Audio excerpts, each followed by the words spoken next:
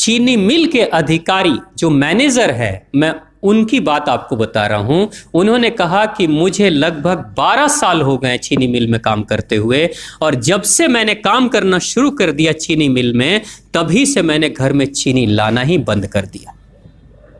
मैं तब से अपने बच्चों को चीनी खिलाता ही नहीं हूं, जबकि नौकरी से सैलरी वहीं से मिलती है, मगर चीनी नहीं। मैंने कहा कि आखिर कौन सी घटना घटी जिसके कारण से आपने ऐसा किया? तो उन्होंने बताया एक छोटी सी घटना कि चीनी मिल में जो ये पानी निकलता है ना, चीनी के बनने के बाद उस प्रोसेसिंग में जो पानी निकलता है, उस पानी में वो सारा केमिकल भी मिक्स रहता है, और उस पानी को चीनी मिल वाले लोग अक्सर एक टंकी में जमा करके रखते हैं। ये सभी चीनी मिल वालों के पास में होता है, आप भी कभी जाएंगे तो आपको भी पता चलेगा।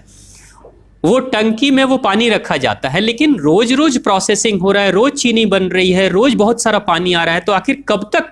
एक टंकी की क्षमता है ना, कितने दिनों तक वो टंकी खाली रहेगी? भर जाती है, भरेगी तो फिर क्या करेंगे? खाली करना है।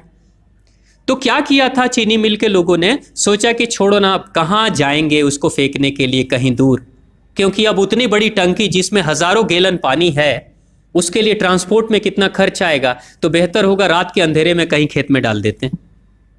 क्योंकि जनरली फैक्ट्रियां तो होती हैं ऐसे ही बिराने में, तो कहीं डाल देते किसी खेत में, क्या पता चलेगा पानी है कि चीनी मिल का पानी है, क्या है।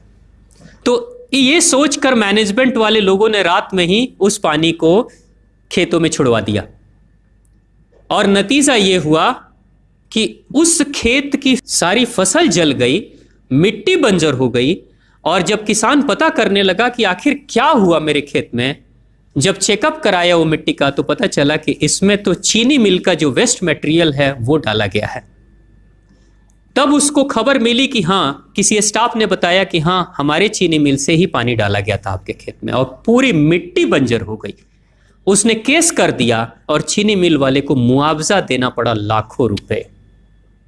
तभी से वो स्टाफ कहते हैं कि जो मिट्टी को बंजर कर दे वो इंसान के शरीर में जाए तो क्या करेगी। उसी के बाद से मैंने अपने घर में चीनी लाना बंद कर दिया।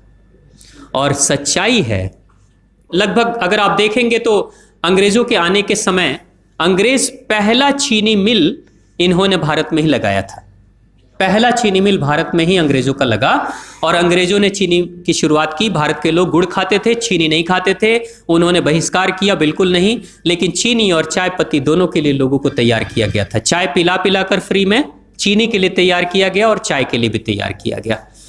अंग्रेज ने जब से ये शुरू किया है, और पिछले 50 वर्षों से हमारे समाज में चीनी खाने का प्रचलन बहुत तेजी से बढ़ा है, और उसी समय से भारत के लोगों के बच्चों के शरीर में कैल्शियम की कमी होनी शुरू हो गई है। अगर कोई माँ, अगर कोई बहन जो गर्भवती हो, गर्भकाल के दौरान अगर चीनी का सेवन अगर कोई बहन कर रही हो, तो चांसेस ज्यादा होते हैं गर्भपात होने के।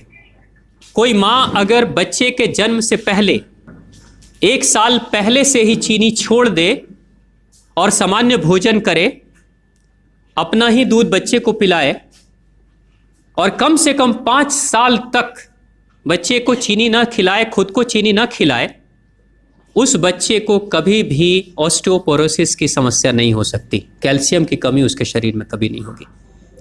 चीनी जब जाती है आपके शरीर में, तो बाहर जब निकलती है तो अकेले नहीं निकलती, कैल्शियम लेकर निकलती है।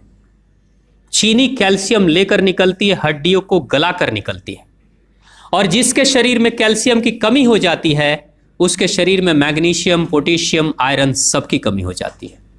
कैल्शियम वो तत्व है कि जिसके शरीर में कम हो जाए, सारे तत्व कम हो जाएंगे, और कैल्शियम की कीमत पे चीनी हम खाते हैं।